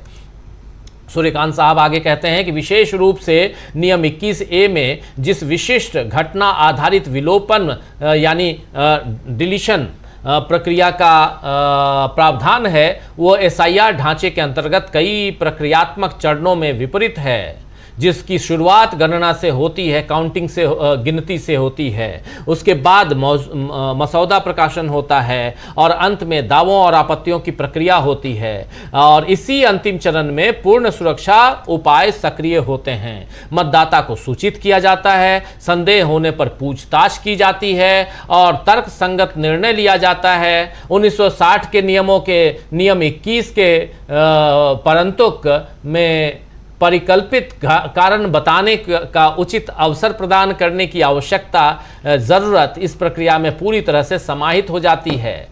सूर्यकांत साहब आगे लिखते हैं, कहते हैं इस ऑर्डर में कि यह भी ध्यान में रखना जरूरी है कि वैधानिक ढांचा सभी मामलों में विलोपन के लिए यानी डिलीशन के लिए एक कठोर या एकल प्रक्रियात्मक प्रारूप जरूरी नहीं करता है, अनिवार्य नहीं करता है। ये निष्पक्षता पर बल देता है। SIR दिशा निर्देश जिसमें नोटिस, प्रकाशन, संदेह के मामलों में व्यक्तिगत जांच, तर्कसंगत आदेश और अपील का अधिकार शामिल है और इस आवश्यकता को पूरा करते हैं। यानी इस SIR में ये सब कुछ है। जितने भी यहाँ पर याचिकाकर्ताओं ने संदेह जताए हैं कि किसी का नाम काट दिया गया, कुछ और हो गया, ऐसा कुछ भी नहीं है, मिलॉर्ड कह रहे हैं। 1960 के नियमों के नियम 21A की व्याख्या इस प्रकार करना कि प्रक्रिया की संरचना चाहे जो भी हो, पहले चरण में ही एक समान पूर्व निर्णय नोटिस अनिवार्य है। इस प्रावधान को अनावश्यक रूप से प्रतिबंधात्मक तरीके से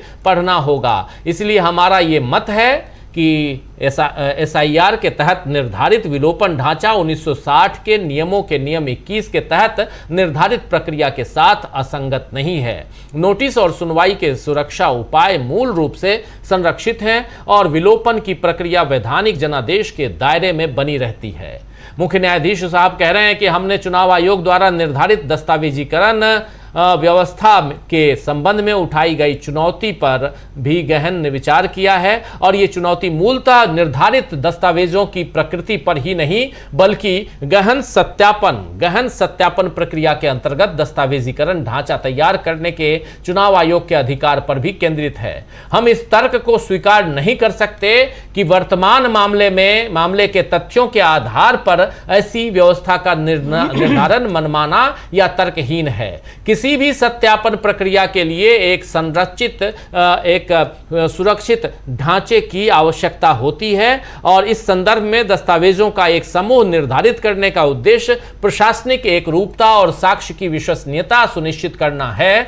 सत्यापन प्रक्रिया को पूरी तरह से अनियंत्रित या व्यक्तिपरक छोड़ देना न तो व्यवहारिक है और न ही वांछनीय है। यहां कह रहे हैं यह सत्य है कि मतदाता पंजीकरण नियम 1960 के अंतर्गत निर्धारित प्रपत्र 6 में दस्तावेजीकरण का एक ढांचा दिया गया है, फॉर्म 6 जिसको कहते हैं, जिसमें नए मतदाताओं का पंजीकरण होता है। आप अगर नए मतदाता हैं तो फॉर्म 6 आप भरते हैं। हालांकि यह ढांचा लोक प्रतिनिधित्व अधिनियम की धारा 21(2) के यानी रिप्रेजेंटेशन ऑफ पीपल एक्ट 1950 की धारा 21(2) के अंतर्गत परिकल्पित पुनरीक्षण प्रक्रिया के अनुरूप बनाया गया है।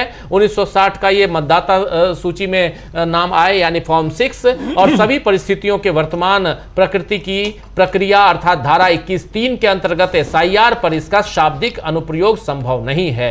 SIR में इसका शाब्दिक अनुप्रयोग नहीं कर सकते हैं। इसलिए चुनाव आयोग के पास विशेष और गहन पुनरीक्षण की आवश्यकताओं के अनुरूप उपयुक्त दस्तावेजीकरण ढांचा तैयार करने का कुछ अधिकार सुरक्षित है। यानी कौन सा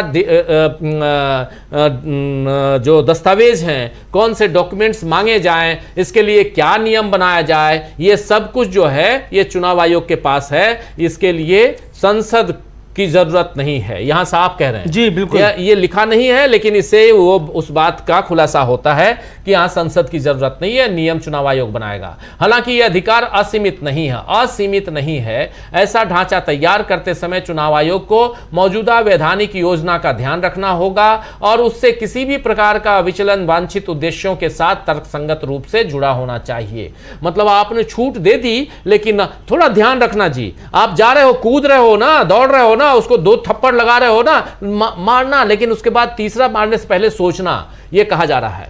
मुख्य चुनाव आयुक्त साहब लिख रहे हैं, यहां पे कह रहे हैं, अतः दस्तावेजीकरण व्यवस्था का निर्णय करते समय मुख्य न्यायाधीश CJI chief justice of India Suryakant साहब कह रहे हैं कि अतः दस्तावेजीकरण व्यवस्था का निर्माण करते समय वैधानिक ढांचे से प्रेरणा लेते हुए आवश्यकता अनुसार उसमें अनुकूलन करना आवश्यक है ताकि मतदाता सूचियों की सटीकता और अखंडता सुनिश्चित करने के उद्देश्य की प्रभावी ढंग से पूर्ति हो सके।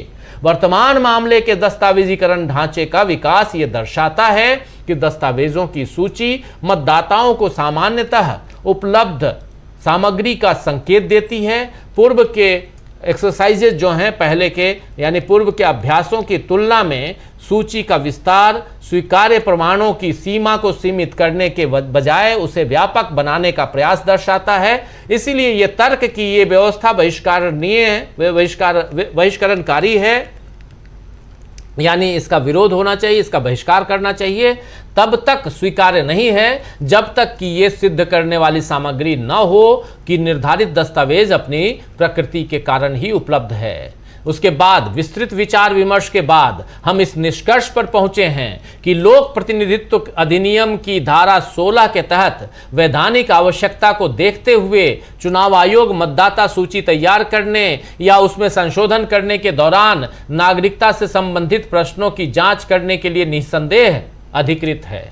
यानी चुनाव आयोग आपकी नागरिकता जांच करने के लिए भी वो अधिकृत है। ये तमाम बातों, दलीलों, कानूनों, इन सब के आधार पर मुख्य जो सीजेआई साहब हैं, न्यायाधीश साहब हैं, मुख्य न्यायाधीश साहब जो हैं, भारत के मुख्य न्यायाधीश साहब जस्टिस सूर्यकांत कह रहे हैं कि चुनाव आयोग जो है आपकी नागरिकता जांच कर सकता है। हालांकि ऐसी जांच केवल मतदाता सूची में नाम शामिल करने या न करने के सीमित दृष्टिकोण से ही की जा सकती है और मतदाता सूची में पहले से मौजूद मतदाता के पक्ष में लागू अनुमान को ध्यान में रखते हुए की जानी चाहिए। इसी सीमित वैधानिक दायरे में चुनाव आयोग अपने समक्ष मौजूद सामग्री का मूल्यांकन चुनावी उद्देश्यों तक सीमित निर्णय लेने के लिए करता है। महत्वपूर्ण बात यह है कि इस पूरी प्रक्रिया की न्यायिक समीक्षा की जा सकती है, जिससे यह सुनिश्चित होता है कि जांच कानून के अनुसार या प्रक्रियात्मक निष्पक्षता की सीमाओं के भीतर की जाए। हम ये कहने में संकोच नहीं करते हैं, मुख्य न्यायाधीश साहब कह रहे हैं, मुख्य चुनाव आयोग बहुत ध्यान नाम में आ रहा है। इतनी बार ज्ञानेश कुमार गुप्ता का नाम ले चुका हूं, हाँ, तो सूर्यकांत जी का भी तो नाम रट ही चुका हूं, लेकिन सीजेआई सूर्यकांत साहब कहते हैं कि हम ये कहने में संकोच नहीं करते हैं कि ये आकलन अनिवार्य रूप से प्रथम दृष्टया और प्रासंगिक है। अगर किसी व्यक्ति द्वारा दी गई जानकारी से विश्वास नहीं होता है या संदेह उत्पन्न होता है तो चुनाव आयोग को नामांकन अस्वीकार करने या कानून के अनुसार ही नाम हटाने की कार्रवाई शुरू करने का अधिकार होगा।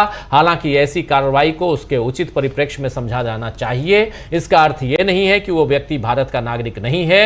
ये केवल चुनावी उद्देश्यों के लिए चुनाव आयोग की इस बात से संतुष्ट न होने की स्थिति को दर्शाता है कि वैधानिक शर्तें पूरी नहीं हुई हैं। और इसके बाद नागरिकता निर्धारण का प्रभाव सीमित होता है। यह मतदाता सूची में शामिल होने के व्यक्ति के अधिकार और इस प्रकार की चुनावी प्रक्रिया में भाग लेने के उसके अधिकार को प्रभावित करता है। हालांकि यह व्यक्ति के नागरिकता के दावे को समाप्त नहीं करता है, न ही यह नागरिकता अधिनियम के तहत सक्षम प्राधिकारी द्वारा इस प्रश्न के निर्णय को रोकता है।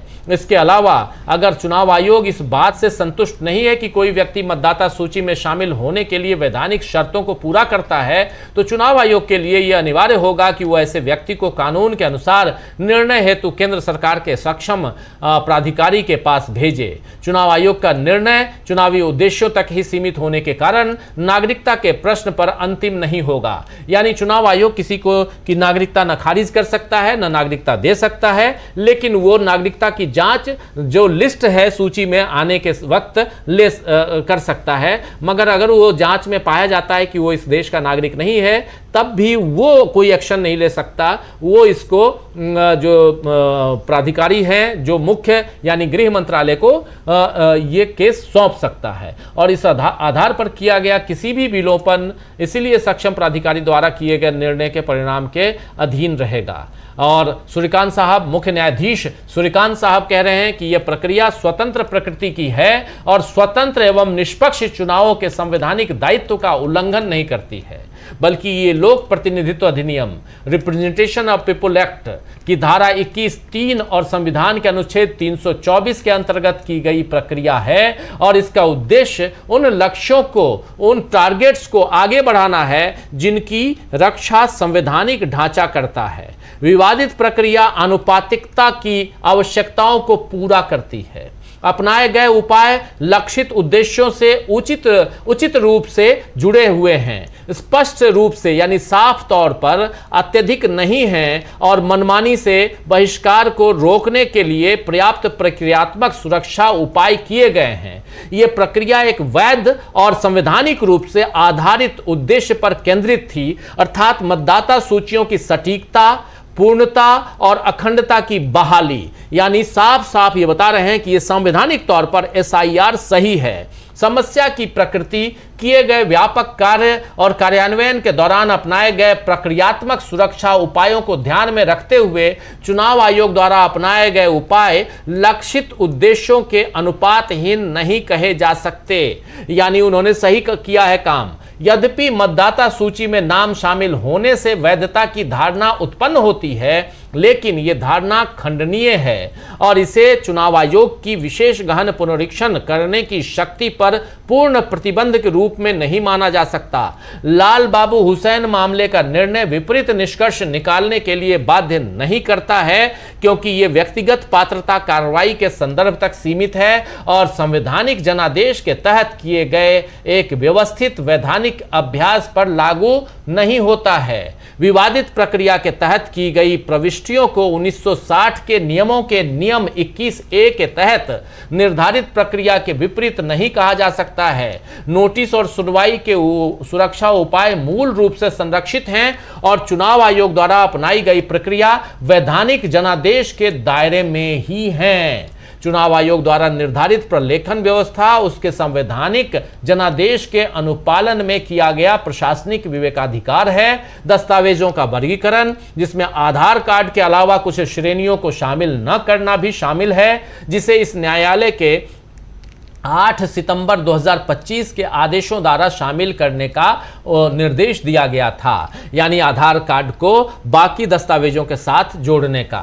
मतदाता सूचियों की अखंडता सुनिश्चित करने के उद्देश्य से सीधे तौर पर संबंधित सुबोध मानदंडों पर आधारित है। इसीलिए हमारा मानना है कि कार्यान्वयन में जो है ये है, जो ढांचा पूरा का पूरा एसआईआर का, वो वैधानिक योजना के अनुरूप है और चुनाव आयोग को अपने संवैधानिक अधिकार का प्रयोग करते हुए मतदाता सूची में शामिल होने की पात्रता सुनिश्चित करने के सीमित उद्देश्यों से नागरिकता संबंधित सार्थक जांच करने का अधिकार है। ऐसी जांच कड़े अर्थों में नागरिकता का निर्धारण नहीं है और इसके तहत की गई कोई भी कार्रवाई केवल चुनावी परिणामों तक ही सीमित है। यहां पर यह बात लेकिन अंडरलाइन करने वाली है कि अगर जैसे अभी पश्चिम बंगाल में हो रहा है कि किसी का नाम वहां से कट गया तो आप यहां के नागरिक नहीं है, आपको बाहर फेंक दो, ये नहीं कर सकते। डिटेंशन सेंटर बन गए राजीव जी, वहां 9 लोगों को अब तक भेजा जा चुका है। हाँ, भेजा जा चुका है। ये नहीं है, यहां साफ साफ सुप्रीम कोर्ट कहता है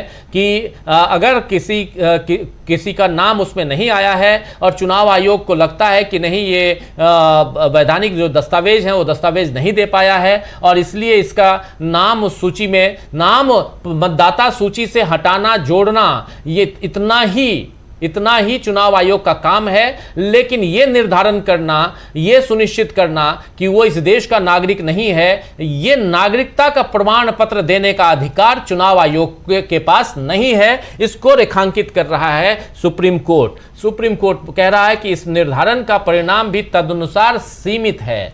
यानी ये मतदाता सूची में शामिल होने के व्यक्ति के अधिकार और इस प्रकार चुनावी प्रक्रिया में भाग लेने के अधिकार को प्रभावित करता है। हालांकि ये व्यक्ति को नागरिकता के दावे से वंचित नहीं करता है और न ही नागरिकता अधिनियम के तहत सक्षम प्राधिकारी द्वारा इस प्रश्न के निर्धारण को रोकता है। अगर चुनाव आयोग को ये संतुष्टि नहीं होती है कि कोई व्यक्ति मतदाता सूची में शामिल होने के लिए वैधानिक शर्तों को पूरा करता है, तो चुनाव आयोग के लिए ये अनिवार्य होगा कि वो ऐसे व्यक्तियों को केंद्र सरकार के सक्षम प्राधिकारी के पास विधिवत निर्णय हेतु भेजे। चूंकि चुनाव आयोग का निर्णय केवल चुनावी उद्देश्यों तक सीमित है, इसीलिए नागरिकता के प्रश्न पर इसे अंतिम नहीं माना जा सकता है। इस आधार पर की गई कोई भी नाम हटाने की प्रक्रिया उपयुक्त प्राधिकारी द्वारा किए गए निर्णय के परिणाम के अधीन रहेगी। तदनुसार हम उन व्यक्तियों के संबंध में एक और निर्देश जारी करते हैं, यहां कह रहे हैं, जिनके नाम 2003 की मतदाता सूची से इस आधार पर हटा दिए गए हैं कि चुनाव आयोग की राय में वे नागरिक नहीं हैं। चुनाव आयोग को निर्देश दिया जाता है कि वो ऐसे मामलों को 4 सप्ताह के भीतर नागरिकता अधिनियम 1955 के तहत सक्षम प्राधिकारी को उनकी नागरिकता के दावों को के निर्धारण के लिए भेजे। जिनके नाम 2003 की सूची में नहीं थे और इसमें भी शामिल नहीं किए गए हैं, उनके नाम सक्षम प्राधिकारी को उनके नागरिकता के दावों के निर्धारण के लिए भेजे। सक्षम प्राधिकारी कानून के अनुसार आवश्यक कदम उठाएगा और संबंधित व्यक्तियों को नोटिस देने और सुनवाई का अवसर प्रदान करने के बाद अगली विधानसभा या स्थानीय निकाय चुनाव जो भी पहले हो से पहले प्रक्रिया पूरी करेगा। अगर सक्षम प्राधिकारी यानी नागरिकता प्रमाण पत्र देने वाला प्राधिकारी यह मानता है कि हटाए गए व्यक्ति नागरिक हैं तो उनके नाम मतदाता सूची में तत्काल बहाल कर दिए जाएंगे। और इसके अतिरिक्त बिहार में रहने वाले वे सभी व्यक्ति जिनके नाम अनुपस्थिति के आधार पर गलत तरीके से हटा दिए गए हों लेकिन जो राज्य में निवास करते हों, वो भी चुनाव अधिकारियों के समक्ष अभ्यावेदन प्रस्तुत करने के हकदार होंगे। यानी ऐसे लोग जिनका नाम हटा दिया गया है वो नाम अब जुड़वा सकते हैं। हो गया, चुनाव हो गया तो जुड़वा देंगे। अब क्या है, ऐसे अभ्यावेदनों पर कानून के अनुसार विचार किया जाएगा और उनका निपटारा किया जाएगा। ये कहा गया है। ये पूरा का पूरा निर्णय जो है वो आपके सामने हम रख रहे थे, ये फैसला आपके सामने रख रहे थे।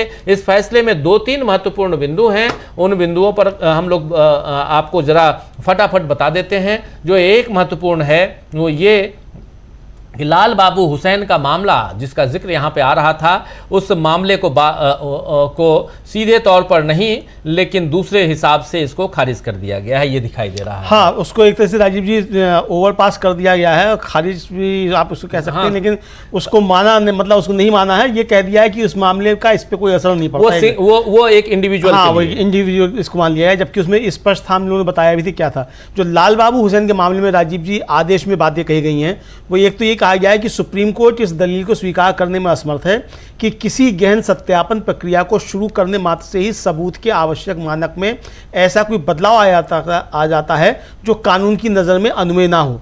ऐसी प्रक्रिया के दौरान मतदाताओं से सहायक दस्तावेज या सामग्री प्रस्तुत करने के लिए कहना उस प्रिजम्पशन का खंडन करना नहीं माना जा सकता, बल्कि यह उस प्रक्रियात्मक तंत्र को दर्शाता है जिसके माध्यम से आयोग मौजूदा प्रविष्टियों की पुष्टि करना चाहता है या जहां आवश्यक हो सुधार करना चाहता है। यह पूर्व धारणा बनी रहती है लेकिन इस सत्यापन की संभावना को कम नहीं करती। दूसरा, जो इस लाल बाबू हुसैन मामले के संबंध में इस न्यायालय ने यह नहीं माना कि मतदाता सूची में दर्ज किसी प्रविष्टि से जुड़ी पूर्व धारणा अखंडनीय होती है। इसके विपरीत ऐसी पूर्व धारणा को मान्यता देने का अर्थ ही यह है कि एक उचित और समुचित जांच के आधार पर इसे बदलाया हटाया जा सकता है। यानी 2 जनों की खंडपीठ ने 3 जनों की खंडपीठ का फैसला बदल दिया।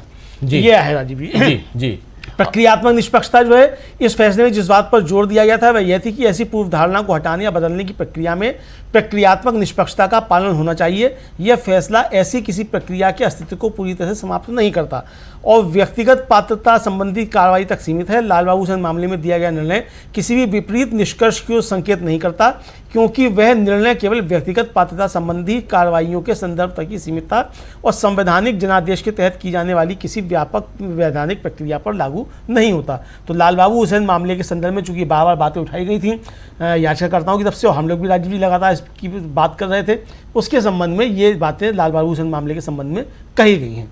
बिल्कुल बिल्कुल बिल्कुल, यहाँ पर साफ साफ। और दूसरी यहाँ पर तीसरी महत्वपूर्ण बात जो है वो ये है, अब सीधे सीधे समझिए कि अगर आपका नाम नहीं है और 2003 में भी आपका नाम नहीं है, 2003 की सूची में लिस्ट में भी आपका नाम नहीं है, तो अब चुनाव आयोग को कहा गया है 4 सप्ताह के अंदर, यानी 1 महीने के अंदर चुनाव आयोग उन नामों को जिनका नाम पहले तो लिस्ट में है लिस्ट में जिनका नाम था, लेकिन इस बार की सूची जो अब एसआईआर के बाद जो लिस्ट आई है उस लिस्ट में भी उनका नाम नहीं है, और 2003 की लिस्ट में भी जिनका नाम नहीं है उनको अब सीधे जो नागरिकता के लिए, नागरिकता की जांच के लिए जो सक्षम अधिकारी है उसके हवाले कर दिया जाएगा।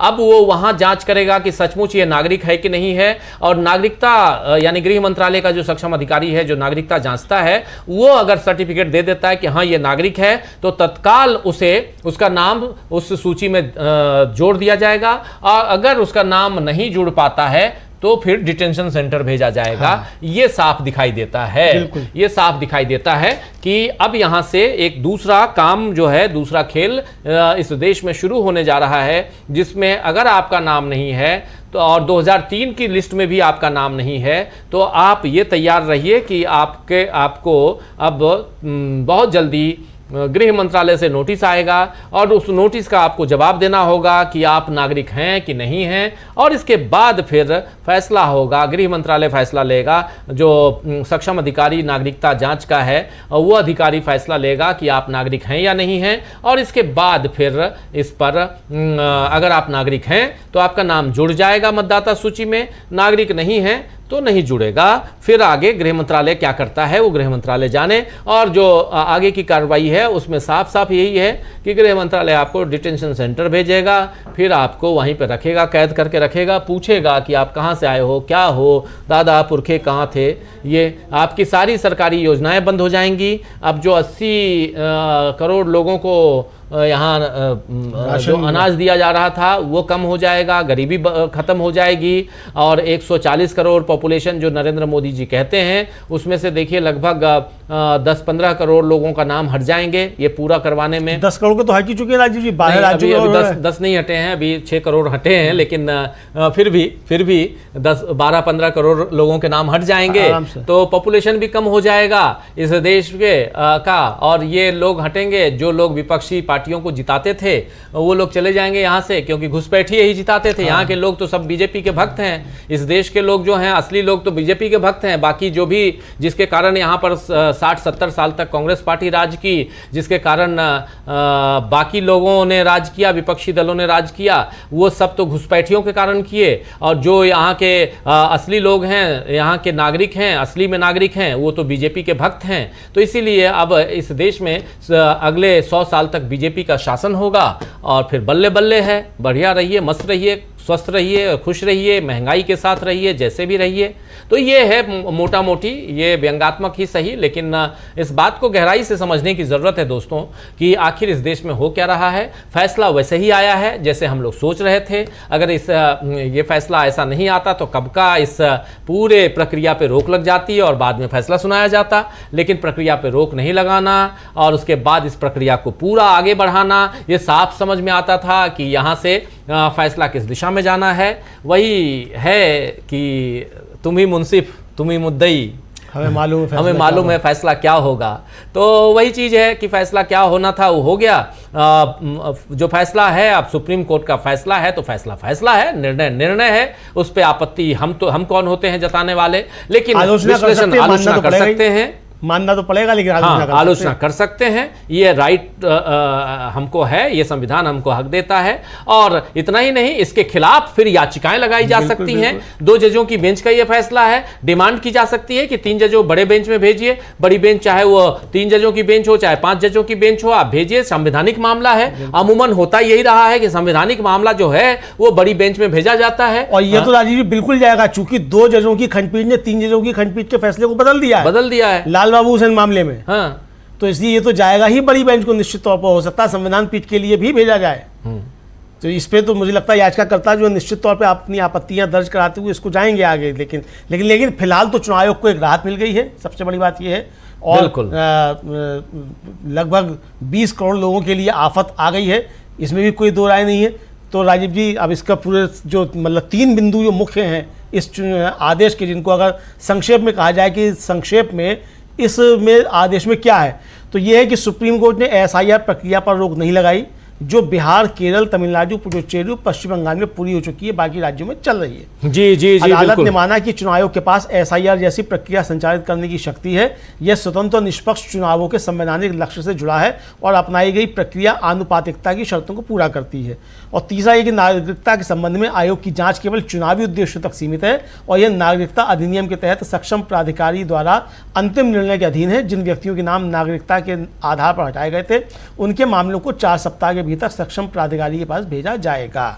बिल्कुल, ये 3 महत्वपूर्ण। बिल्कुल बिल्कुल। अब एक और बड़ा काम कर दिया चुनाव आयोग जो है वो। पहले नागरिकता अगर कोई मतदाता सूची में नहीं है तो इसके लिए वो नागरिकता अधिनियम को या नागरिकता प्राधिकारी को अधिकारी के पास नहीं भेजता था, लेकिन अब गृह मंत्रालय के पास भेजेगा। ये सारी चीजें तो खैर चलिए, इस सुप्रीम कोर्ट में ये निर्णय समाप्त हो चुका है। इस खबर को के साथ कि एसआईआर जो है वो उचित है, संवैधानिक है, सुप्रीम कोर्ट ने कह दिया है। और अब चुनाव आयोग के पास ढेर सारी ताकतें हैं। उन ताकतों का भी जिक्र यहां हो गया है। इस चर्चा को और इस लाइव टेलीकास्ट को यहीं समाप्त करने की इजाजत चाहता हूं। अभी से ठीक 7 मिनट बाद, जी हां 7 मिनट बाद सीधे न्यूज रूम से आप देखिए ब्रेकिंग न्यूज, न सिर्फ एसआईआर पर बल्कि देश दुनिया में और भी बहुत कुछ हो रहा है, उस पर बहुत सारी खबरों के साथ आप अमलेंदु जी आपको मिलेंगे और साथ में मिलेंगे समीर जी। इन दोनों के साथ आप देखिए सीधे ब्रेकिंग न्यूज और मुझे दीजिए और अमलेंदु जी को इस कार्यक्रम से दीजिए।